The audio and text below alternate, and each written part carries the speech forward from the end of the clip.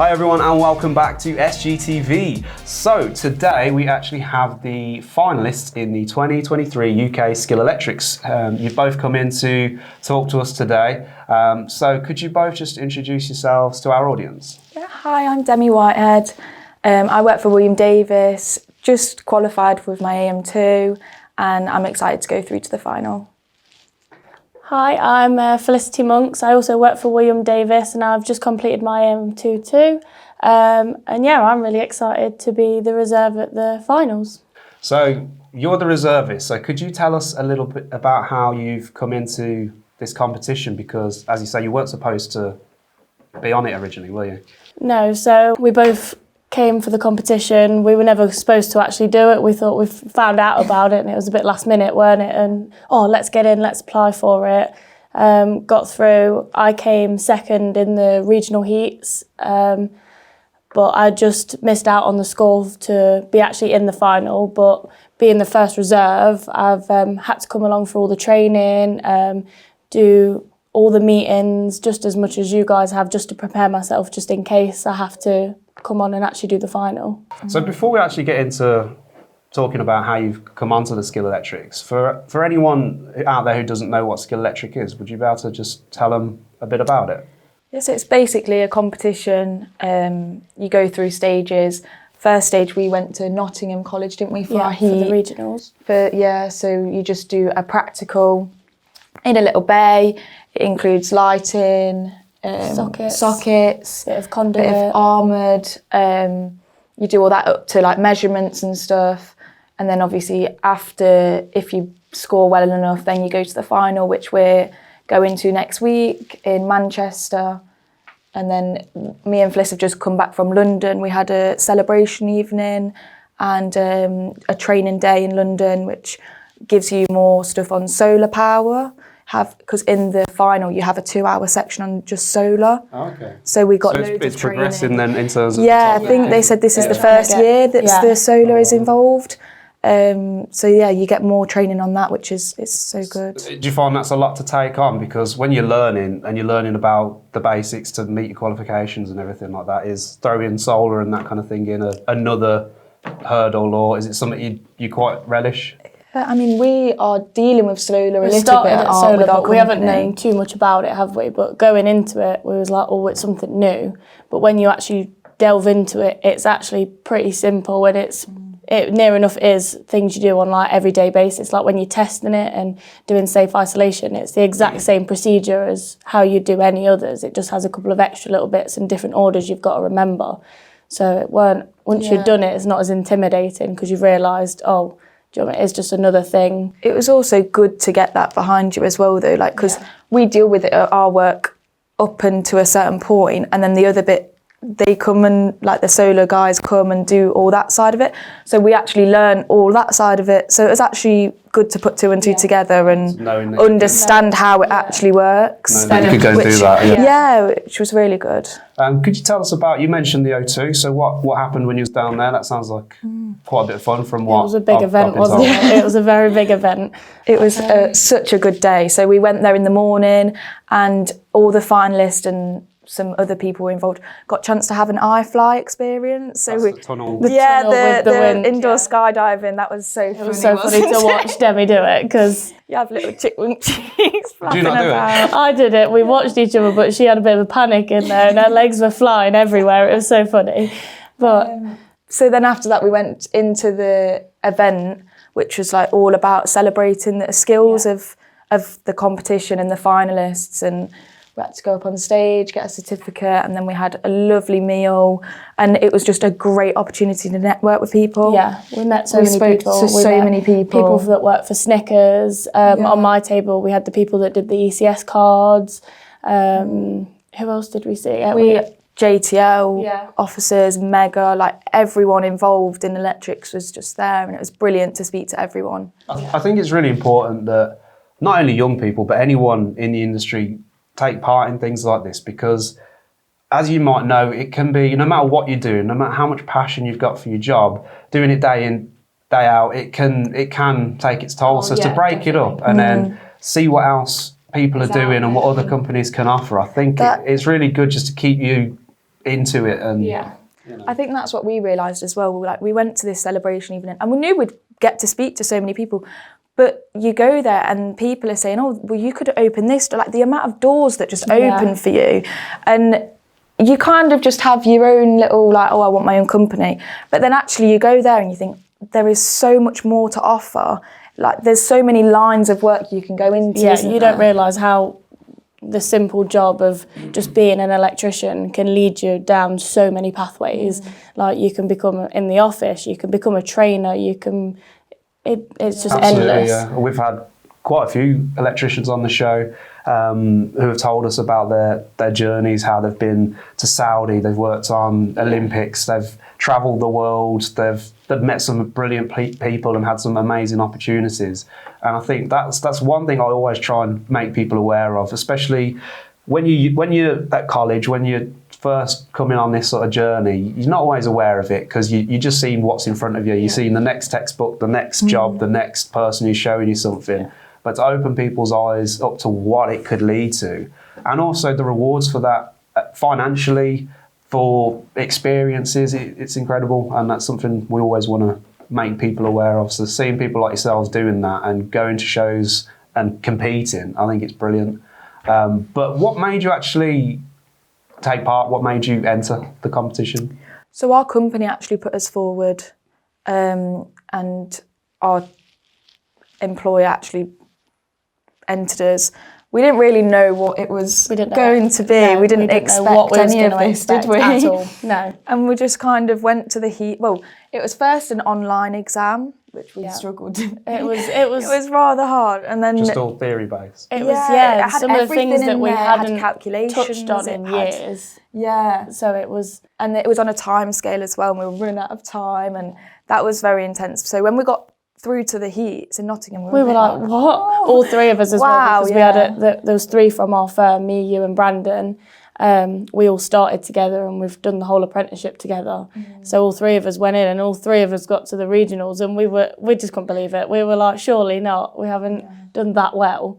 Yeah, but we were shocked. We were very shocked. So then we went to the heat in Nottingham and just winged it. Like it really was. We didn't think we'd have to revise or like anything. We just went in there and we didn't really know what it was about. We didn't know what we had to do.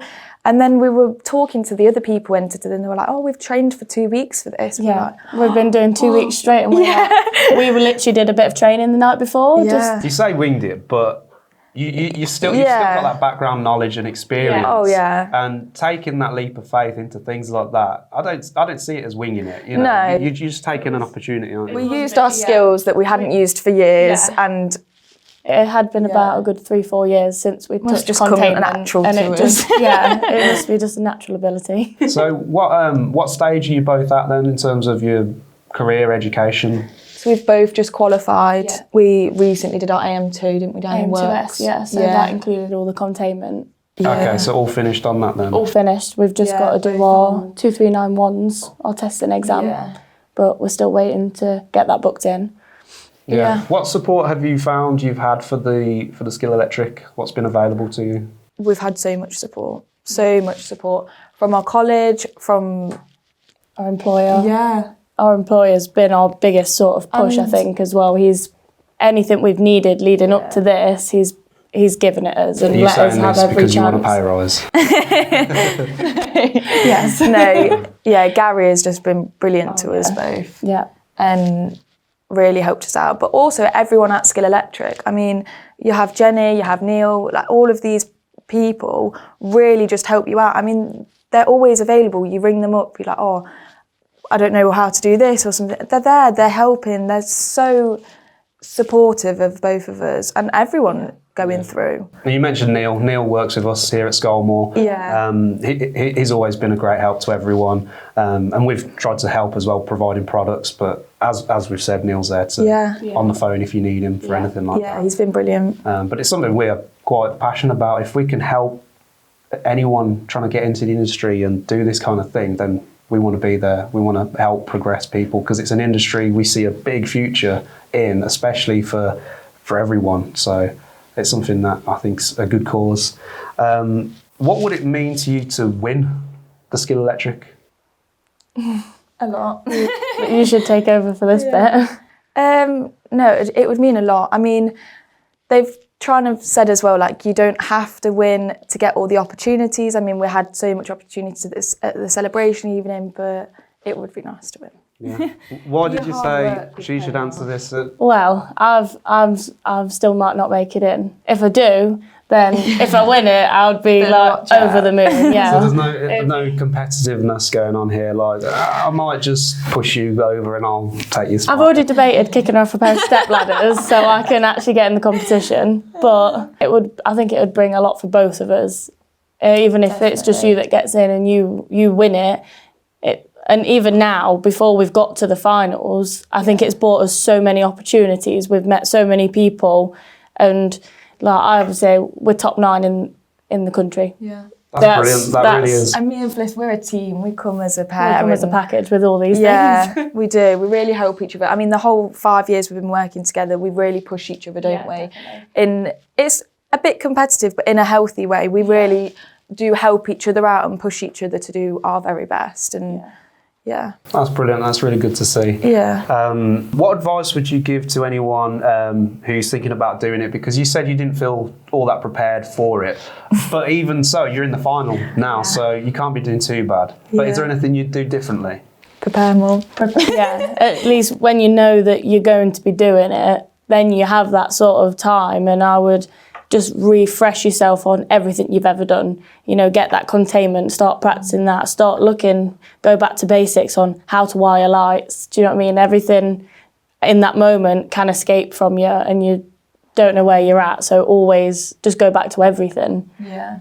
Especially like if you wire something one way and then you get in there and it's singles and you're used to PVC all the time, like things like that, you just need to brush up on everything. Yeah. Because you're not always going to know, like if you're in industrial and you come and do into this competition, you're not going to have the skills at that time to just go in and walk in and do it because it's different to what you're used to. So revise every aspect of it, like you say. Even getting a bit of muscle memory, it might be years where someone's gone back to conduit or doing something like that, and you think actually, you know, skills and technique is what matters in those kind of situations.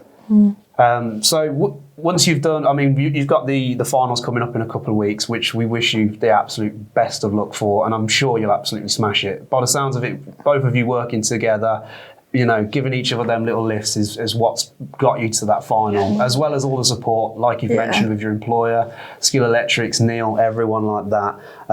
But regardless of whether you win or not, which I'm sure you might or will, where do you see yourself going after that then? What will you take away from that?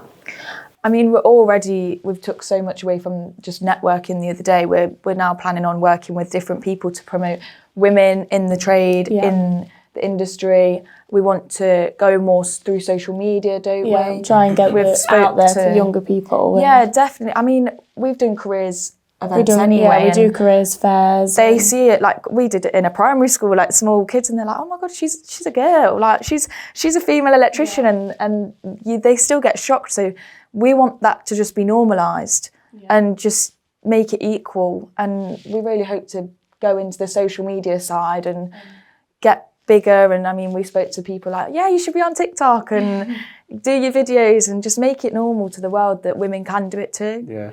I think the opportunities are there, I think, for anyone, especially women. But I think seeing other ladies like yourself take that leap and take that plunge and be like, look, I'm doing this, so you can too. I think that's what people need. People need someone to follow. Yeah. What was the driving force for you actually to become an electrician? Because as you say, it's not all that common. We're seeing it more and more, and that's brilliant. But it's not that common. No. So what made you want to come into this industry? Had the same, like we've both been around it. My granddad, he was a builder. My dad is a joiner.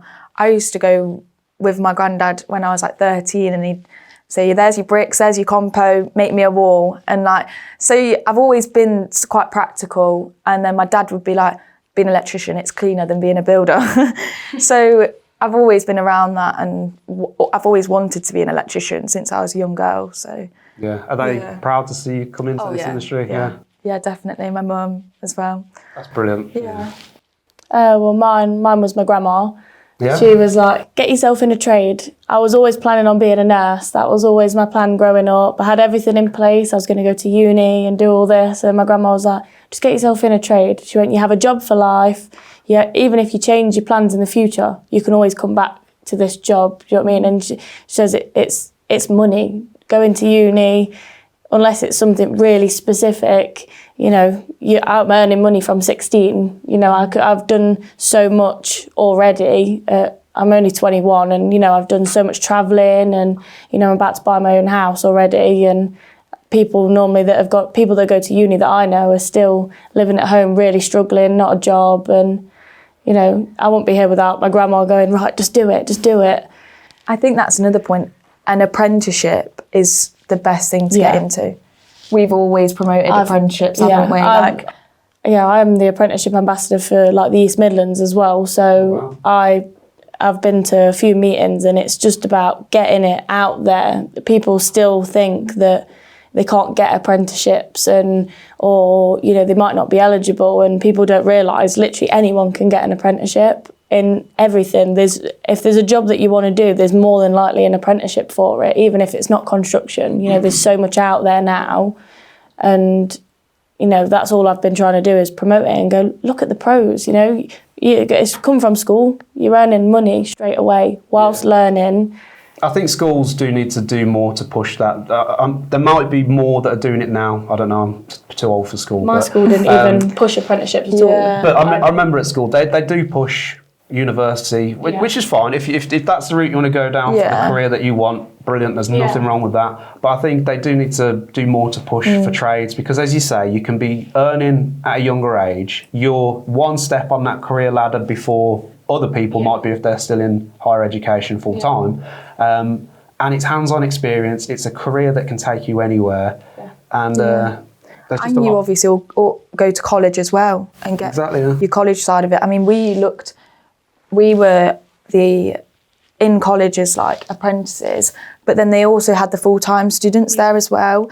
And you could see the difference in just the behaviour of the students was just crazy, wasn't it? And the progression that you get from doing it through saying you're only there we did block release, so we was only there 4 weeks at a time.